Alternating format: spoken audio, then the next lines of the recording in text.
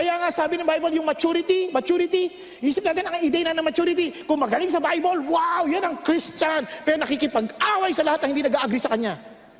Di ba, yun bang love? Hindi. Sabi ng Bible, tingnan nyo, kahit napakahusay mo na, kahit na ikaw na pinakamagaling, sabi ng Bible, if I speak with the tongues of men, can you imagine, you know the languages of all men, you have the tongues of angels, but do not have love, I become a noisy gong or a clanging cymbal. Minsan nakikita natin na, Christian niya kasi ang galing sa Bible. Hindi yun. Sabi ng Lord, maingay ka lang para kang pompya, ang ingay mo. Walang kwenta yan. Ang sabi ng Lord, tingnan nyo, if I have the gift of prophecy. Wala daw pag-ibig, para daw pompyang. Sukat gamitin mo yung talata, hindi mo naiintindihan. Nakakatawa naman itong mamang ito. Hindi mo naiintindihan yung talatang ginagamit mo eh. Yung sinabi ni Pablo, even if I speak with the tongues of men and angels, but have not love, I am become sounding brass or a clanging cymbal. O, para kang pompyang na maingay, daldal ka lang ng daldal, wala ka naman pag-ibig. Ano ba yung pag-ibig? Pagka mali, pupunahin mo, yun ang pag-ibig. Aba, ikaw naman pala ayaw mo nang napupuna. Sasabihin mo, inaaway ang lahat ng hindi nag-a-agree. Di ayaw mo palang mapupuna. Hindi mo alam yung true love. Ang true love, pinupuna yung mali, ikinukorek yung mali. Ang pag-ibig, maging walang pagpapaimbabaw. Kita mo, di yung palang iyong pag-ibig na natutunan paimbabaw. Kasi sabi mo, pag inaawa yung hindi nag-a-agree, walang pag-ibig. Hindi mo kayang tindigan yan. Si Kristo kasi, at ang Diyos, kaaway sila ng lahat ng mali. Si Kristo, kaaway ng lahat ng mali. Parang si Satanas, kaaway naman ng lahat ng tama. Kaaway talaga yan eh. Kaya nga ang kahulugan ni Satanas number 1 kaaway. Yun ang kahulugan ng salitang Satanas. The arch enemy of God. Number 1 kaaway ng Diyos. May away talaga. Ang Diyos nga nag-umpisa niyan sa Eden Nung naloko nung ahas o ni Satanas si Eva, sinabi ng Diyos, pag-aalitin ko kayong dalawa, ikaw at ang babae. Pag-aalitin ko ang binhi mo at ang binhi ng babae. Ang binhi ng babae dudurog sa ulo mo. At ikaw naman ang dudurog sa sakong. Makakadurog din si Satanas. Sakong lang. Yung sakong dead cell yun Walang silbi masyado yung dead cell Pero yung binhi ng babae at ang iglesia, dudurugin ang ulo ni Satanas. Ano ba ibig sabihin ng pagdurog sa ulo? Pag dinurog ang ulo, hindi pwede yung hahaplos-haplos ka. Ay kapatid, mali ka dyan. Pero ginagalang kita. Pero mali ka dyan. Ganun ba? Pagdurog, para madurog mo ulo ni Satanas, kailangan talaga yung mabagsik na salita. Tapos sasabihin mo, walang pag-ibig. Ang Diyos ang may sabi niyan wala bang pag-ibig ang Diyos? Pag-ibig nga ng Diyos yun, dapat madurog ang ulo ni Satanas. Basahin natin sa Roma. Ang dudurog dyan yung tunay na iglesia sa Biblia. This is says 20 ng Roma.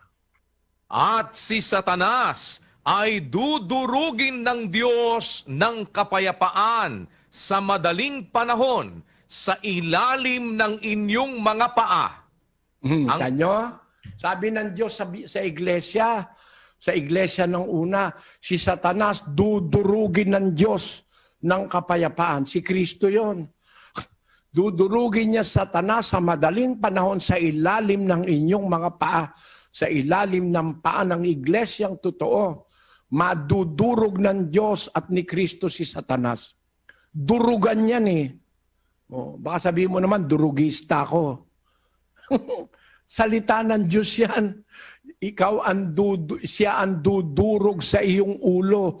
Madudurog ang ulo ni Satanas ng iglesia o ng binhi ng babae na si Kristo at ang iglesia. Hindi mo alam yan talaga Kung alam mo lang yan, sasabihin mo, ba't inaaway mo kayo, hindi nag-agree sa'yo. Pag mali, dapat talaga awayin mo. Ituwid mo. Ituwid mo yung mali. Magsalita ka laban sa mali. Gaya ng ginawa ni Kristo. Mga Eskriba at Pariseo, mga ano kayo, mga sinungaling kayo, mga bulag kayo. No? Pinapaputi nyo yung labas ng libingan. Ang loob, puro man naman mga uod at mga kasuklam-suklam. Malinis ang inyong saro sa labas, pero ang loob, puno ng dumi. O, kita mo? Kayo mga bulag na taga-akay, mga Eskriba at mga Pariseo, ang dai-daing talata. Ibig sabihin, inaaway sila ni Kristo. Walang pagmamahal si Kristo. Tamo? Di ginagamit mo yung Biblia mo, hindi mo naiintindihan. Natin yung aral niyang Christ Commission Fellowship na yan kung nasa Biblia. Yung mga miyembro, makinig kayo. Huwag kayong papabawal sa pastor nyo. Palagay mo, galit ka sa akin. Sige, magalit ka na lang, kapatid. Pero pakinggan mo yung sasabihin ko nasa Biblia. Hindi tinuturo sa'yo ng pastor mo Kasi yung pastor mo, nagpapakunwari, siya may pag-ibig, hindi siya nang aaway. Ako raw, walang pag-ibig dahil inaaway ko raw yung hindi nag-a-agree. Pag hindi ka talaga nag-a-agree sa Biblia, aawayin kita talaga. Ibubulgar ko ang kawalanghiyaan mo. Pagka nagtuturo ka ng iba sa nasa Biblia, yun ang tunay na pag-ibig. Hindi nagagalak sa kalikuan. Hindi nagagalak sa mali, kundi nakikigalak sa katotohanan. Yan ang tunay na diwa ng tunay na pag-ibig na nasa Biblia. Pag mali, hindi ka hasang-ayon. Hindi ka magagalak, hindi mo ikakatuwa yung mali. Magagalit ka talaga sa mali. Yan ang tunay na pag-ibig. Tandaan niyo po ang talata, mga kapatid. Roma 12:9, tapos 1 Korinto 13, at ang bersikulo ay 4 hanggang 6. Yan ang tunay na diwa ng pag-ibig. Pag mali, hindi ka kukumporme. Pupunahin mo mali. Gaya ng ginawa ni Kristo. Pinuna niya ang mga mali. Inaway niya yung mga mali. Kaya nga siya pinako sa krus Napikon yung mga kaaway niya. Bakit ba si San Esteban binato hanggang mamatay? Kasi yung mga mali, pinuna niya Nakipagdiskusyon siya dun sa mga sinagoga ng mga Libertino, Sireneo, Alejandrino, taga Cilicia, Asia. Nakipagtalo sila kay Esteban. Inatake ni Esteban yung kanilang mga pinagagawang mali. Ano nangyari? Di sila makalaban kay Esteban sa Biblia. Ang ginawa, binato na lang si Esteban. Yan dapat alam ng mga ngaral yan na talagang hindi mo papailalim yung katwiran ng Diyos sa katwirang inimbento lang ng tao. Pag mali, pupunahin mo. Yun ang sinabi ni Pablo. Ang nagkakasala, pang-usapan mo sa harapan ng lahat upang ang iba'y mga takot. Nasa Biblia kasi yan 5:20 ng unang Timoteo. Sila na mga nagkakasala ay paalalahanan mo sa harapan ng lahat upang ang iba na may mga takot. Ka nagwawalang hiya, gumagawa ng hindi tama, paalalahanan mo sa harapan ng lahat. No? Sa harapan ng lahat. Kaya nga ako binabanggit ko kayo kasi kayo nag-umpisa Utos kasi ng Diyos yan sa mga ngaral. 58:1 ng Isaias. Pakinggan nyo.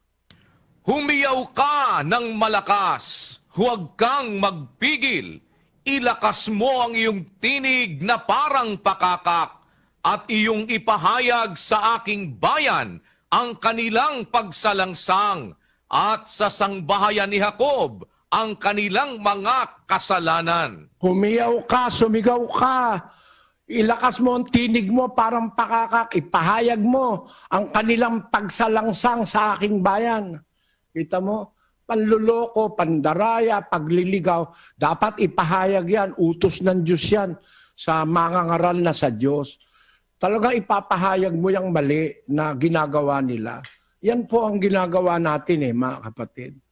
Wala naman tayong masamang intensyon Sabi ko nga sa inyo, alam ko kasi maraming magagalit sa akin pag sinabi kong mali yung binyag ng Katoliko.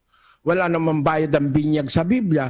Pag sinabi kong mali yung yung limbo, bibinyagan ng bata kasi pag hindi bininyagan, pupunta raw sa limbo. Pag sinabi kong mali, kasi talagang mali yun, wala sa Biblia yun. Inamin nga ng Papa sa Roma yan eh, hindi naman totoo yan limbo eh. Marami nang galit sa akin. O ngayon, ano ba kung magalit kayo? Basta marinig nyo lang yung totoo. Okay na ako noon. Kahit itakwil nyo pa ako, basta wag lang kayong gumawa ng masama, sabi ni Pablo. Tinanin nyo itong pagmamahal ni Pablo sa tao.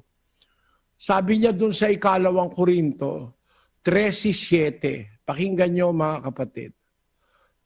Ngayoy idinadalangin namin sa Diyos na kayo'y huwag magsigawa ng masama, hindi upang kami mangakitang subok, kundi upang gawin ninyo ang may karangalan, kahit kami maging gaya ng itinakwil. O kahit itakwil mo pa ako, kapatid, kagaya ng mga apostol, kahit na itakwil nyo kami, ang aming layon, huwag kayong gumawa ng masama. No? Hindi para kami makitang subok, kundi upang gawin ninyo ang may karangalan. Kahit kami gaya ng itinakwil. Palagay mo na, galit ka sa akin, okay lang sa akin yun. Hindi naman ako maaano kung magalit ka sa akin. Buong mundo, lahat ng miyembro ng CCF magalit sa akin. Wala namang epekto sa akin yung magalit kayo eh. No? Pero ang intention ko, makita nyo na niloloko kayo. Dinadaya kayo. Hinihingang kayo ng ikapo. Hindi naman aral ni Kristo yan. Batas ni Moises yan sa lumang tipan. Sa bagong tipan, ang batas, mag-aabuloy ka, magbibigay ka, kusa. Hindi ka didiktahan ng kahit na sino. Magbibigay ka ayon sa pasya ng iyong puso. Kaya lahat ng iglesyang nagkukuha ng ikapu ngayon, sa demonyo yung mga iglesia na yan. Hindi naniniwala kay Kristo. Sabi ni Kristo aral ni Kristo magbibigay ayon sa pasya ng puso. Nung nagbibigay, hindi yung binibigyan ng magpapasya. Na pagka hindi binigay yung ikapu, paparatangan mo yung membro mo magnanakaw. Akala ko ba, sabi nyo, hindi na kailangan ng mabuting gawa. Ba't kayo nanghihingi ng ikapu? Pagka hindi nagbigay ang miyembro, gagawin nyo papahayag nyo na ang hindi nagbigay, magnanakaw. Aakusahan yung magnanakaw. Mahirap lang yung tao, wala naman siyang pang-ikapu. Pag hindi nagbigay, eto pa isa, pakinggan nyo to. Pagdating sa pagbibigay, baka may natanggap kayo, hindi kayo nag-touch. Mauubos din ang blessing niyo. Sino sa inyo ang mga nagbenta ng bahay at hindi nag-touch? Nasa panganib kayo. Sino sa inyo ang nagtrabaho at may sinahod? May tinanggap dahil sa inyong pagtatrabaho. Nag-tithes na ba kayo o nagbigay? Hindi kailangan ng Diyos ang bigay. Ang kailangan ng Diyos, tithes. Yung kawalang yan, hindi raw kailangan ng Diyos yung bigay. Ang kailangan daw niya, tithes. Kontra kay Kristo ito, antikristo ito. Bakit? Abay, ang sabi ni Kristo iniibig ng Diyos ang nagbibigay na masaya.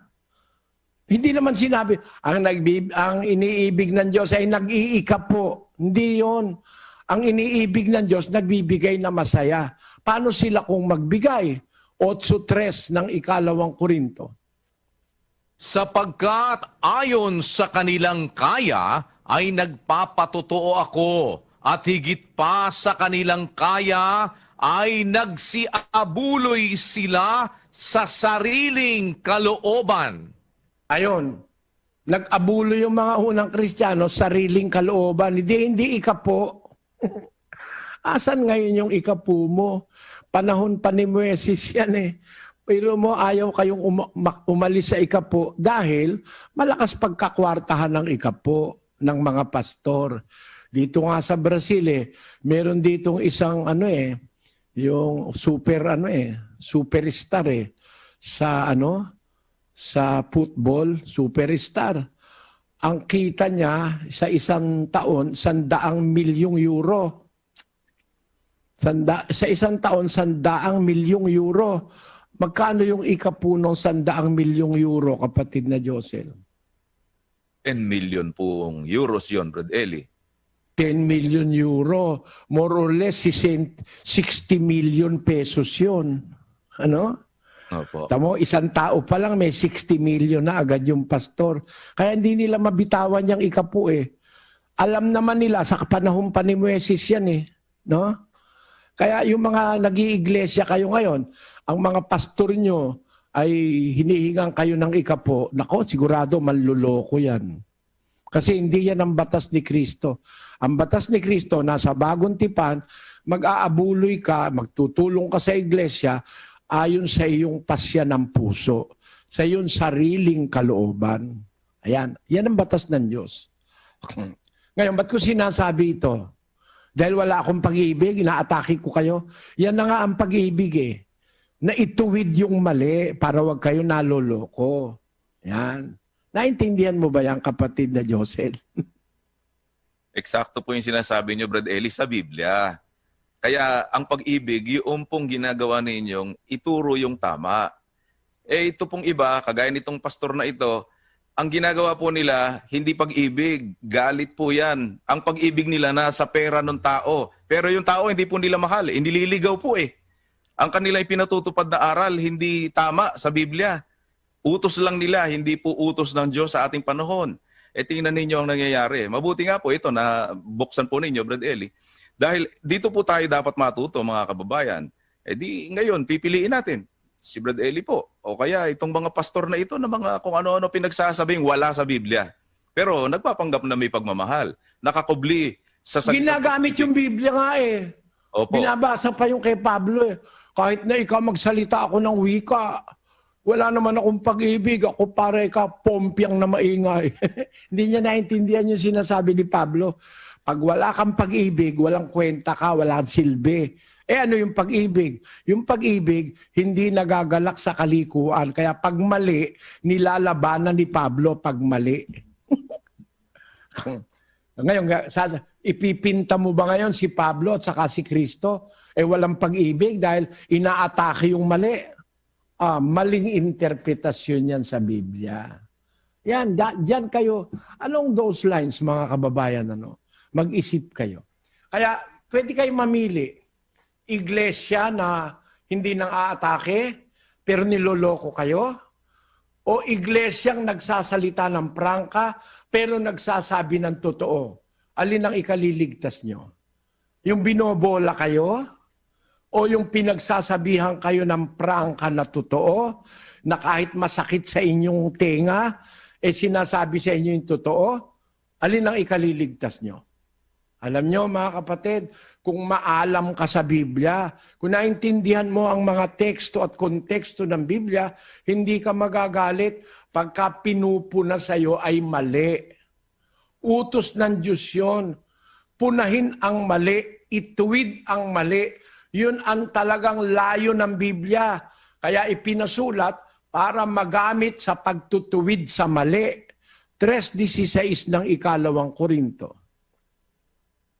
Ang lahat ng mga kasulatan na kinasihan ng Diyos ay mapapakinabangan din naman sa pagtuturo, sa pagsansala, sa pagsaway, sa ikatututo na nasa katwiran. Ang lahat ng kasulatan mapapakinabangan sa pagtuturo, sa pagsansala. Ano ba ibig sabihin ng pagsansala? Papahintuin mo yung mali. At sa pagsaway, yun, sasawayin mo yung mali, sasawayin mo yung hindi tama, sasansalain mo yung hindi totoo. Yan ang nasa Biblia. Hindi mo papabayaan na niloloko na yung kapwa mo tao, hindi ka pakikibo. Na pagka kumibo ka, sasabihin sa'yo, wala ka ikang pag-ibig. Inaaway mo kayong hindi nag-a-agree sa'yo. Mali ka dyan, mama. Ang inaaway ko, yung hindi nag-a-agree kay Kristo. Kasi ganun ang sabi ni Kristo. Ikaw naman, di ka nag-a-agree kay Kristo. Sabi ni Kristo, magbibigay ayon sa pasya ng puso. Iniibig ng Diyos, nagbibigay masaya. Tapos sasabihin mo naman, ayaw ng Diyos ng bigay. Ang gusto niya, tithes. Tinan mo, alam na alam mong wala sa Biblia, sinasabi Ulit.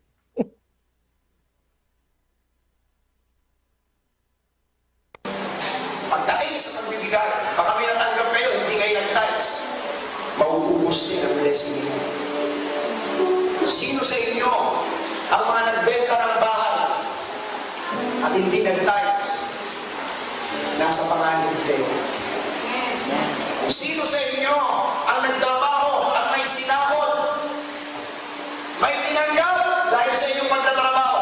Nag-tithes na ba kayo o nagbigay? Hindi kailangan ng Diyos ang bigay.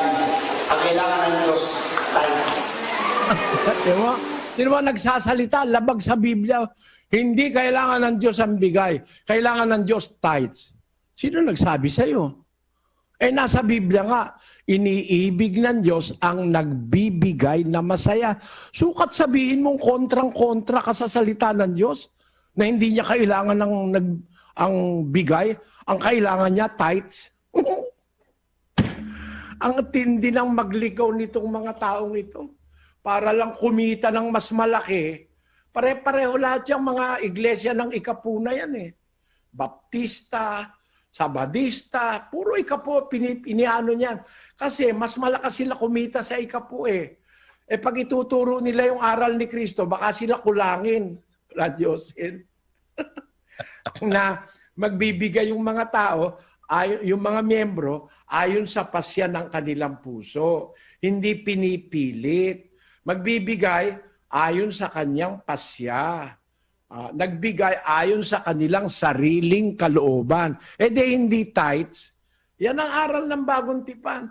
Ba't kayo, nahahalata ko kayo, puro kayo tithes. Bakit? Malakas pagkakitaan yan, tithes na yan, kapatid na Joseph. Kahit wala na sa panahon. Ayan. Ako lang naman ang nagbubulgar nito eh. Kasi yung iba, di naman nila pupunahin yan eh. Kaya sa akin galit ang mga tao. Pinapagalit pa lalo. Para wag akong pakinggan. Neka, inaawa yung mga ibang tao, wala ikang pag-ibig. Hindi ka marunong ng pag-ibig na nasa Biblia. Ang Diyos na pag-ibig, pag mali, hindi siya sang-ayon. Galitan Diyos pagka mali, galit siya ron. Ay, nako. Talaga, kapatid na